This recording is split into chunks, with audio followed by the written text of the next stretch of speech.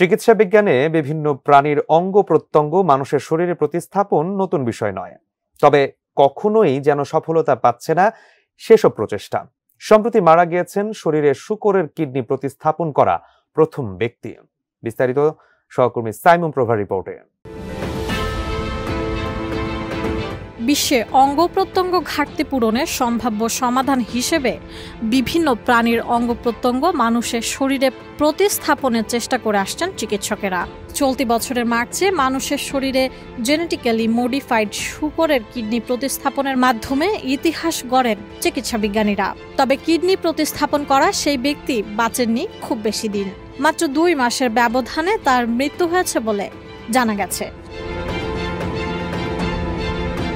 11 মে পরিবারের পক্ষ থেকে তার মৃত্যুর বিষয়টি নিশ্চিত করা হয়। তার মৃত্যুর বিষয়টি নিশ্চিত করেছে ম্যাসাচুসেটস জেনারেল হাসপাতাল MGH। জানা গেছে, গত মার্চে যুক্তরাষ্ট্রের বোস্টনে রিক স্লেইমান নামের এক ব্যক্তির শরীরে শূকরের কিডনি প্রতিস্থাপন করা হয়েছিল। প্রতিস্থাপনের পর চিকিৎসকেরা অঙ্গটি 2 বছর স্থায়ী হবে বলে আশা প্রকাশ করেছিলেন। স্লেম্যানের পরিবার জানিয়েছে, তিনি শূকরের কিডনি স্থাপনে রাজি হয়েছিলেন। আরও যেসব মানুষ কিডনি রোগে আক্রান্ত তাদের সবার মধ্যে আশা সঞ্চার করার জন্যই এমনটি করা হয়েছিল বলে জানায় তার পরিবার। তবে শনিবার ওই রোগীর পরিবার জানিয়েছে যে 2 মাসের মধ্যেই তার মৃত্যু হয়েছে।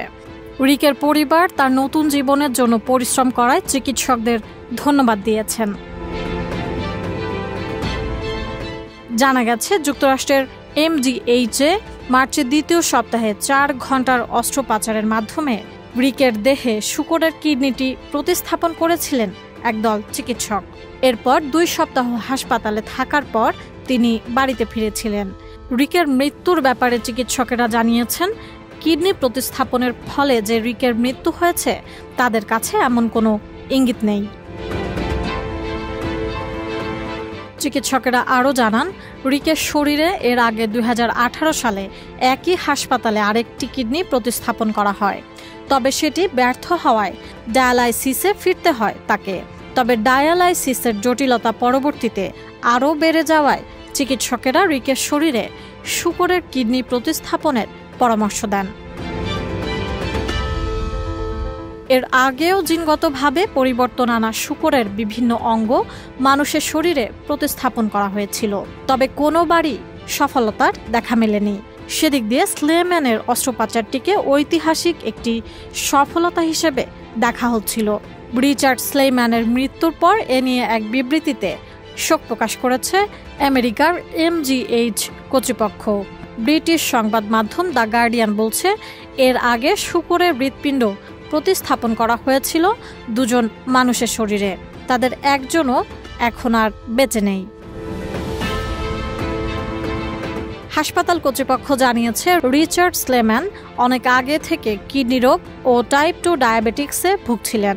জানা গেছে, শূকরের যে কিডনিটি রিচার্ডের শরীরে প্রতিস্থাপন করা হয়েছিল সেটি আনা হয়েছিল ইজেনেসিসের কাছ থেকে। এটি ক্যামব্রিজ ভিত্তিক একটি ফার্মাসিউটিক্যাল কোম্পানি।